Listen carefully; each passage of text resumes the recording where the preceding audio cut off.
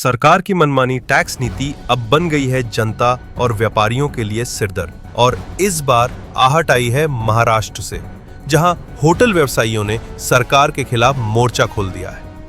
Hotel association ने band का ऐलान कर दिया है। उनका आरोप है कि सरकार ने वेट टैक्स में 60% तक की बेतहाशा बढ़ोतरी कर दी है, जिससे खाने पीने की चीजें महंगी होंगी और इसका सीधा असर पड़ेगा आम ग्राहक की जेब पर और होटल व्यवसायिकों पर।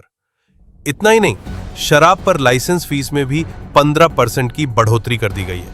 अब उसमें लाखों का अतिरिक्त बोझ जुड़ गया है। होटल संचालकों का कहना है कि ये सभी फैसले उनकी कमर तोड़ रहे हैं। होटल एसोसिएशन ने साफ कह दिया है, ये हमारे जीने मरने का सवाल है। अगर सरकार ने उनकी बात नहीं सुनी तो आंदोलन और तेज किया जाएगा, और सरकार ने हमारी बातें ना सुनी तो हमें दिए हुए लाइसेंस आबकारी विभाग को समर्पण कर देंगे। हमने शांतिपूर्ण बंद का ऐलान किया है, लेकिन अगर सरकार नहीं सुनती तो हमें और सख्त कदम उठाने पड़ेंगे। सरकार की कर नीति और होटल व्यवसायियों की नाराजगी के बीच अब टकराव की स्थिति बन गई है। क्या सरकार सुनेगी इस आवाज को, या फिर आम आदमी की थाली और जेब दोनों पर और चोट पड़ेगी? काशी मेरा एसोसिएशन प्रेसिडेंट। देखिए, कोई भी ये लिकर इंडस्ट्री का ऐसा है कि अगर एक लिकर जो दारू बना वो अगर 100 रुपए में बनता है तो उसके ऊपर 80 से 100% एक्साइज ड्यूटी लगता है।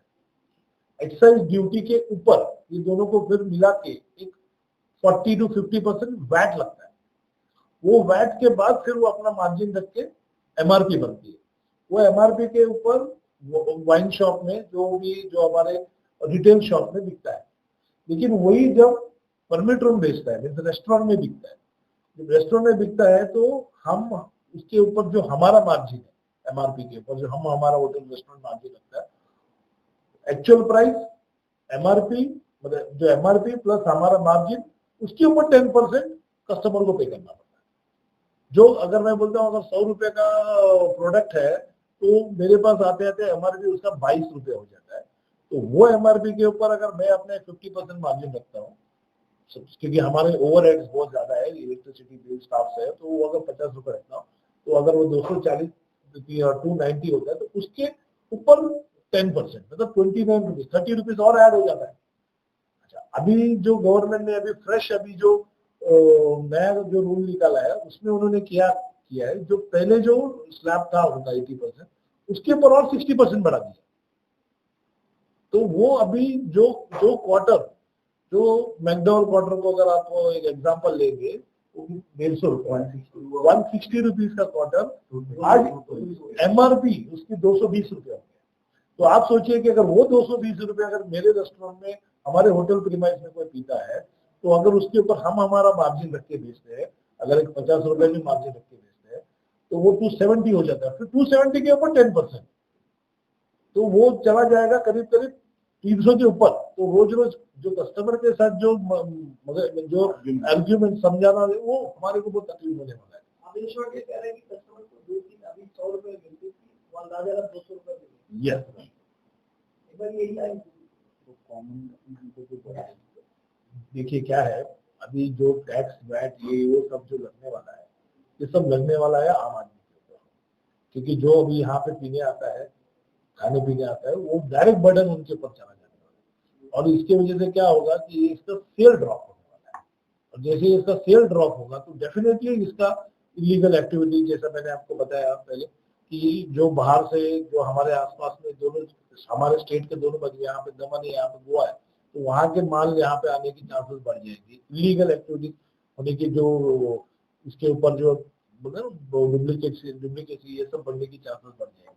तो हमारा यही बोलना है सरकार से कि ये जो फर्स्ट पॉइंट के ऊपर डायरेक्ट आप टैक्सेस जो लगाना है, वैट लगाना है, जैसे पहले लगता था वैसे लगाइए, ना कि डायरेक्ट क्लाइंट के ऊपर लगाइए, क्योंकि ये सब बहुत ज्यादा जो प्राइसेस में वेरिएशन होने का चांस है। आपका आगे का कदम क्या है? आगे का हमारा जो पेरेंट बॉडी है, आहार है, जो सारे मेरा महाराष्ट्र के जितने संस्थाओं को साथ में लेके उन्होंने आज आह्वान दिया है कि कल का एक दिन हम टोकन स्ट्राइक देंगे, एक दिन का। अगर ये टोकन स्ट्राइक अगर सरकार हमारी बात नहीं मानती है तो हम सब मिलके सारे परमिट रूम जो 20-25 हजार परमिट रूम पूरे महाराष्ट्र में हम मिलके हमारा लाइसेंस सेंटर करेंगे। कल लगभग कितने होटल्स जो है वो बंद रहेंगे? कल हमारे काशी मेरा से 100% बंद है। जो भी हमारे एक्साइज परमिट रूम वाले रेस्टोरेंट है जो लिकर से संबंधित है वो सारे 100% बंद रहेंगे, जिसमें लॉजिंग के अगर नीचे अगर कोई रेस्टोरेंट है या इंडिपेंडेंट है, ये सब है, मतलब लिकर से संबंधित हर रेस्टोरेंट बंद रहेगा। माझं नाव श्याम कोरडे. काय सांगाल उद्या जो बंद पुकारण्यात आला आहे नेमकं काय कारण आहे? हा जो बंद आहे हे शासनाने जे नवीन अटी शर्ती नवीन तयार केलेल्या आहेत त्या अटी शर्तीमुळं हॉटेल इंडस्ट्री तर धोक्यात आहेच. त्याच्यावरती सामान्य जे पब्लिक आहे सामान्य पब्लिक पण परेशान आहे. त्या लोकांना कोणाला 5,000 पगार असतो तर 5,000 पगारामध्ये तो 1,000-2,000 रुपये खर्च करत असतो. ते 2,000चे आता 4,000 होणार आहे. तो करणार कुठून? हे फक्त चाललंय, फक्त हे कुठेतरी योग्य नाही आहे. हे जे चाललेला विषय आहे तो शासनाने हॉटेलवाल्यांवरती आणि सामान्य पब्लिकवरती कुठलाही अन्याय करावा नाही अशी आमची अपेक्षा आहे हॉटेलवाल्यांची. म्हणून आम्ही हा उद्याचा बंद पाळत आहे. जर सरकारने तुमच्या मागण्या मान्य नाही केल्या तर तुम्ही काय करणार? सरकारने जर मागण्या नाही मानल्या तर आम्ही आमचा हक्क मागण्याचा प्रयत्न करू सरकारकडून. कल आपके इस बंद में कितने होटल्स बंद रहेंगे? मराठी में उद्या हिंदी उद्या तुम्ही हे उद्या सांगा, कम- नाही जर आप देख रहे हैं RMC news. Like, share, comment और सब्सक्राइब करना ना भूलें।